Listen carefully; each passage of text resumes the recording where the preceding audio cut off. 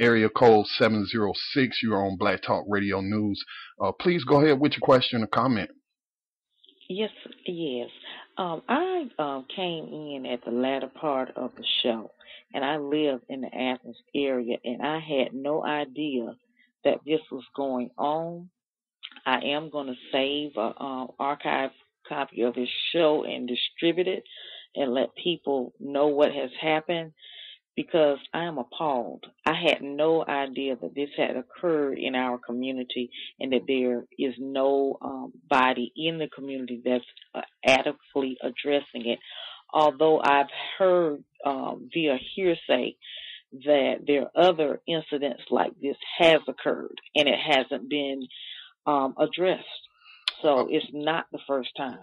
Um, Nancy brought up the fact that she believes that race is playing a factor, that because this little girl is African American, African descendant, that, that's why nobody seems to care that's in a position to do something. The stories that you heard, what was the ethnicity of the victims? They were black as well, but what I take away from it now that I'm listening to this incident, what I'm taking away from it is that there's a child sex ring going on. That's what I'm taking. This is just the feeling that I'm getting from it.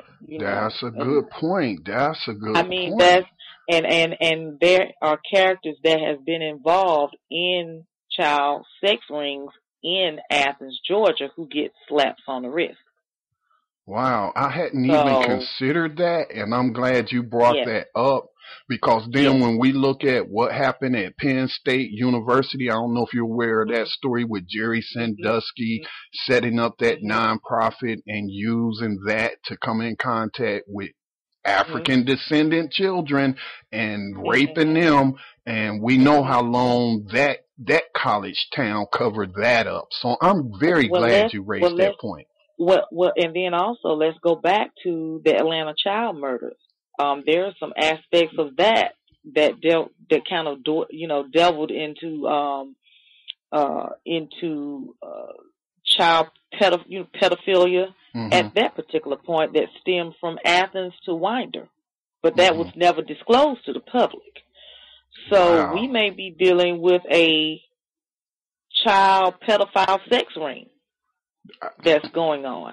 That's probably one of the reasons why it has been kind of, covered up. We can also take another look at what happened up in towards Habersham County with the Department of Family and Children's Services that involved Nancy Schaefer as well. Could you educate us on that?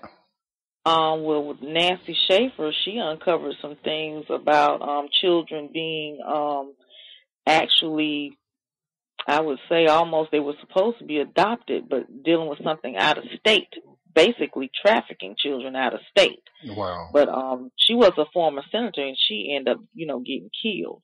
So it may be yes, her name was Nancy Schaefer. If you get a chance, Google it and just get an idea of what was going on. And I think she had uncovered an incident where a child was actually molested, something had happened in the home. The child was actually molested or something and given back to the father.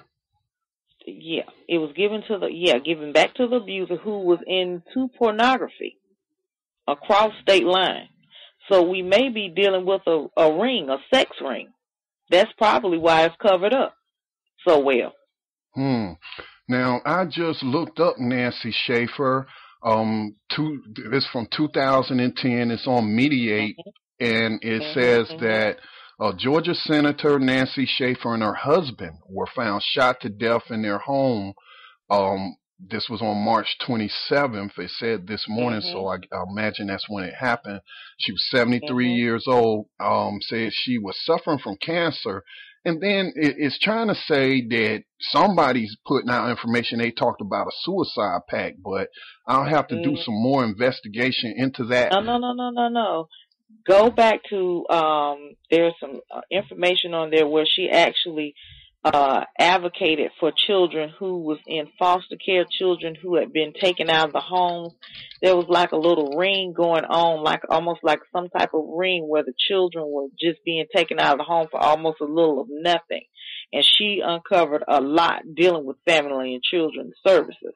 I just found a post that she wrote. She wrote this. It's on this website. Are we on the radio now? Yes, we are. Okay, okay. Go back and take a look at that. Yeah, kidjacked.com. Nancy Schaefer wrote an article titled "The Corrupt Business of Child Protective Services."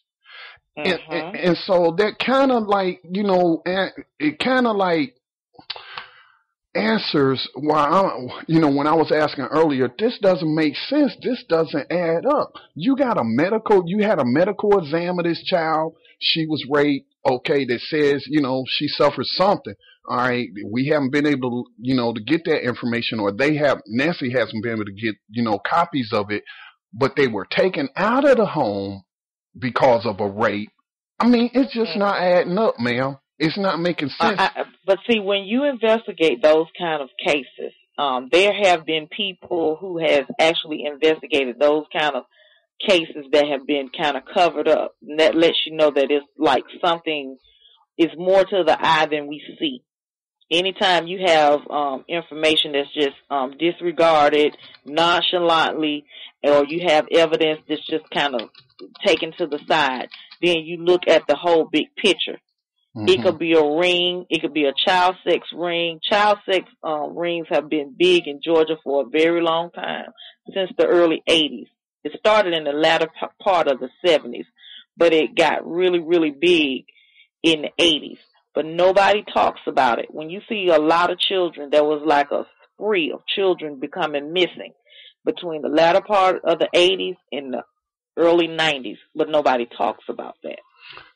There was a lot of pedophilia going on, swept up under the rug. Nobody says anything. It reminds me of the child sex ring involving the Bush and Reagan White House, the Franklin cover-up scandal. And so, again, when I was asking the question, what possible reason could this prosecutor or anybody involved not be interested in prosecuting this case? And so that's why I said, what kind of connection do these two men who raped this child have?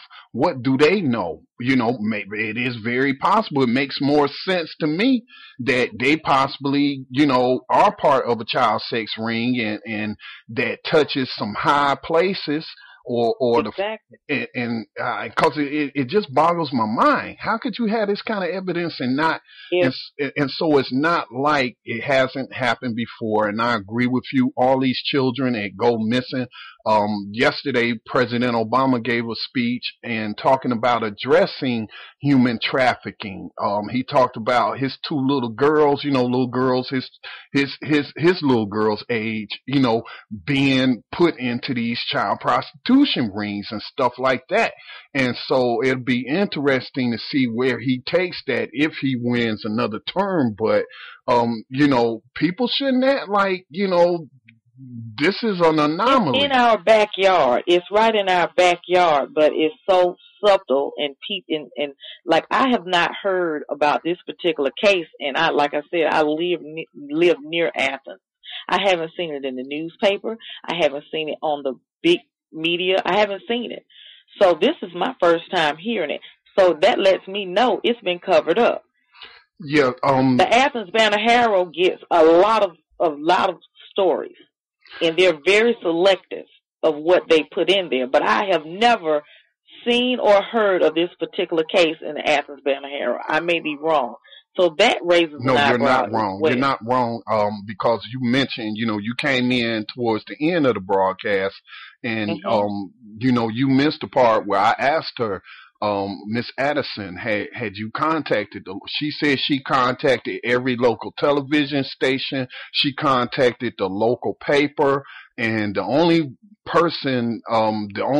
people that paid the story any attention was a local black radio station who gave her some airtime to come on and talk about it. But she's been silenced.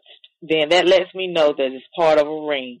she's been silenced. Makes sense to If me. I were her, or if I was going to involve myself, I would go to the clerk of courts and I would start digging. I would go dig police reports, anything I could get my hands on that's public record. And if there's anything missing in those reports, I would know right then and there we're dealing with a child sex ring, because they always cover things up and they always negate to put specific information in the media. Just like with the incidents dealing with Miss Schaefer, that really didn't come to play out in the media until she went to alternative media services. Mm-hmm. Like she went to Alex Jones, she went to alternative media circuits. So that raises an eyebrow right there. That lets me know that when when you look at this particular crime, it's a ring going on. People in a higher place, Mm-hmm. because this is not supposed to go down the way it's going down. No, it's not. Not with this type of case. No, it's not. If you would like to make any suggestions, again, Nancy Lockhart, I've worked with her in the past. Okay. Worked with her on the Scott sisters case, the two sisters that were sentenced to double life in prison for a crime involving less than $11, nobody killed. So her email address, if you would like to make any suggestions to her, she's handling the case, is the wrongful conviction at gmail.com. Again, that's the wrongful conviction at gmail.com. And I'm sure she'll appreciate any kind of ideals that you can shoot her way. Okay. And thank you so much, and thank you for putting this out to the public, because, like I said, I had no idea. I'm very vigilant when it comes to the news or anything that happens in my surrounding area, in my community, but I had no idea whatsoever this had happened to that particular child. I have a problem with it, and that people who were supposed to protect her did not. And I'm very appalled at that. So. As you should be, as that entire community should be. And so, that's why we exist. That's why I created our nonprofit here in North Carolina, because I was sick and tired of the slant of the media. I talk a lot about politics, but I also, delve into these social issues in cases like this. And, I was like, well, if they won't give me a voice, then I'll do whatever I need to do. I'll go online and I'll do my own thing. And so we've been on air since 2008, and that's why we exist, because sometimes it does take, alternative media to force, mainstream media to pick up a case. So we plan to stay involved, and we hope that other independent media producers will get involved. Exactly. And the main thing I wanted to stress, let's not focus on the race, so to speak. Let's focus on the what's not visible to the naked eye. Let's focus on the fact that this is not in the mainstream media. Let's focus on the fact that there were reports or whatever filed, and that there's no action been taken. So that we need to go and look deeper, because we may be coming upon a whole ring, and it has happened before in this neck of the woods. Well, it has happened before. I certainly appreciate you calling in and giving us that insight, because I didn't even think of that. I didn't think, and you're exactly right, that everything that's going on to cover up, that is indicative of something larger going on here, and this is probably just the tip of the iceberg.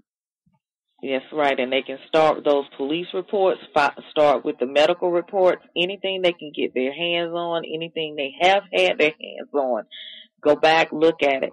Go to the clerk of courts and check out if those records are sealed, of those people who are accused of doing that. If those records are sealed, we know what we're dealing with. All right. Well, I want to thank you for tuning in and calling in, and I hope you'll become a regular listener. And